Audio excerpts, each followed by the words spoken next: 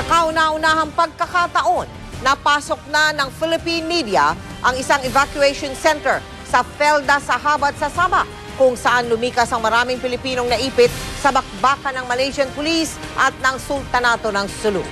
Ang GMA News Team po, ang kauna-unahang Philippine TV station na pinayagang makapasok sa Felda sa Habat. Doon nakita ang kondisyon ng mga kababayan nating naipit sa sagupaan. Mula sa Lahad Datu, Sabah, nakatutok live si Cedric Castillo. Cedric? Mel, matapos ang matagal na paghihintay ay pinayagan na ng Malaysian government ang Philippine Humanitarian Team dito sa Sabah para makausap ang tinatayang 500 Filipino evacuees sa may Felda sa Habat at para malaman kung ano ang kanilang mga kailangan sa ngayon.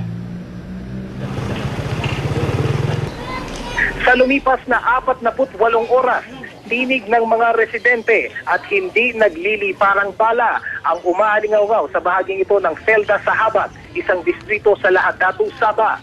2 araw na raw tahimik at walang bakbakan dito matapos ang halos 1 linggong palitan ng putok sa pagitan ng puwersa ng Malaysia at ng Royal Security Force ng Sultanato ng Sulu. Tinatayang mahigit 500 Malaysian at Filipino evacuees ang sama-sama dito sa Dewan Embarabudi Community Hall. Nalangin daw nila, wag na sanang masundan pa ang palitan ng putok. Sa loob ng evacuation center, aakalain mong nasa Pilipinas ka pa rin. Kanya-kanyang lakad at higa sa sahig, mapamatandaman o bata. Nakasilid sa kahon ang mga gamit na inilikas at maririnig ang sariling wika natin sa lahat ng sulok ng gusali. Ito ang kauna-unahang pagkakataon na may nakapasok na Pilipinong mamamahayag sa lugar na ito. Unang dilin sa amin ng mga nakabantay na pulis, iwasang makipag-usap sa mga evacuee. Ito yung kauna-unahang pagkakataon na merong miyembro ng media na ibang bansa katulad ng Pilipinas na nakapasok sa evacuation center katulad nito. No? So naturally, napakahigpit nila. At ang bilin sa amin ng mga pulis na nakabantay dito, hindi kami pwedeng mag-interview, mapa Malaysian, mapa Pilipino man na nandito. Ang pwede lang mag-shoot kami ng video at itong vest na suot namin, ito ay dapat suot namin all the time dahil ito yung identification na member ka ng media para allowed kang makapag-cover. Isa lang ang Embarabudi sa 3 evacuation center sa Felda sa Habat, ayon sa Humanitarian and Counseling Assistance Team na ibinadala ng Philippine government dito sa Sabah. Sa bahaging iyon pa lang ng Lahad Datu, tinatayang 500 ang mga Pilipino na ang napilitang lumikas. Umakyat na sa 54 ang napatay na tauhan ng Sultanato ng Sulu sa Sabah, ayon sa Malaysian news website na The Star Online. 23 labirin daw ng nasawing miyembro ng Sultanato ang natagpuan at inalis sa kampong Tadyong Batu at sa Semporna. At kasama raw sa mga nakita ang bangkay ni Haji Musa, ang general ng grupo ni Raja Muda Agdimuddin at dating commander ng Moro National Liberation Front. Hiwalay pa ito sa 9 na labi na nadiskubre sa kampong Tanduao na hindi na inalis doon dahil naaaglas na raw. Posible raw na marami pang labi na inilibing sa kampong Tanduao, bagay na inaalam pa daw ng tropa ng Malaysia.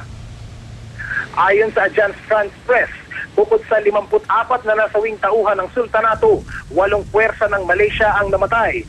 Kahapon, idineklara ng secured ang kampong Tanduao mula sa grupo ng Raja Muda. Bukod naman sa 77 hinihinalang may kaugnayan sa grupo ng Raja Muda, dinetine rin ng Sabah Police ang 125 nagpilit umanong pumasok sa mga lugar kung saan may operasyon ang Malaysian Police. Hawak din daw ng pulis ang isang kapatid na lalaki at pinsan ni Raja Muda, bagay na itinanggi ng mga kiram sa Taguig.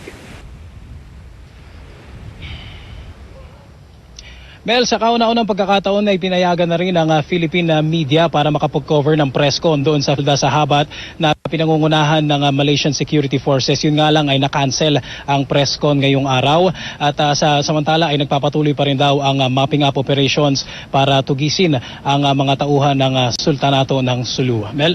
Cedric, kamusta ang kalagayan ng ating mga kababayan doon sa evacuation center? Ang tubig, ang pagkain, ang mga pangunahing pangangailangan at ano ang iniintay nila doon sa evacuation center? Cedric.